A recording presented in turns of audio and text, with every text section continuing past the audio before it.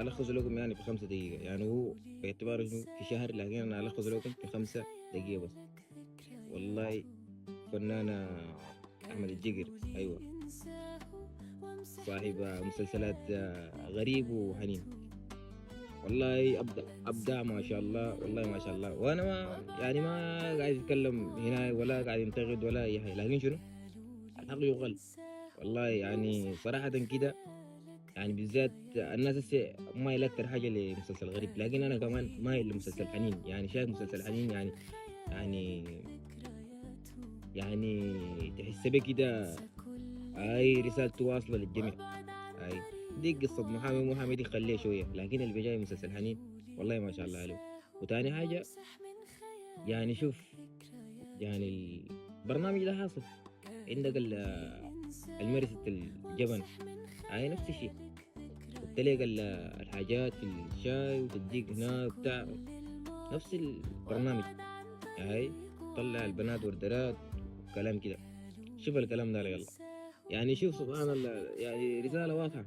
والله رسالة واضحة. يعني عندك مشروع منا سوى منه آه المرضي ومجرم. أي زول مجرم معناه شنو؟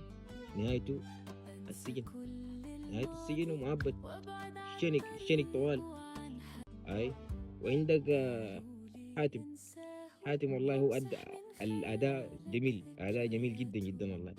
لكن يا حاتم أنت عملت كثير يا أخي، يا أخي قاتل نفرين، يا أخي قاتل نفرين، يا قاتل نفرين، وغير الطعنة بتاعت الزول اللي عرس أختك، ما أعرف اسمه بس يعني نسيت اسمه شوية. الله ما شاء الله. آه، شوف يعني مسلسل يعني ممكن تسميه تفعل خير تجده. هاي ما عملت الخير بتجد الخير، دي خلاص الموضوع كله.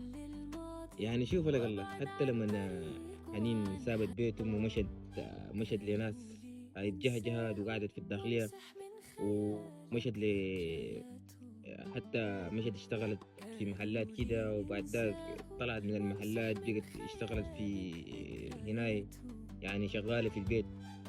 هاي كده وشوف الزول الكويس ده اصلا شنو بتحصل معه معاكسات.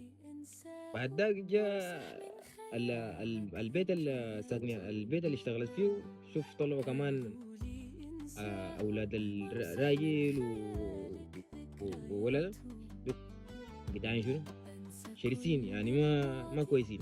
هاي حتى لبسوها، قالوا لا هنا التهمه بتاع لبسوها التهمه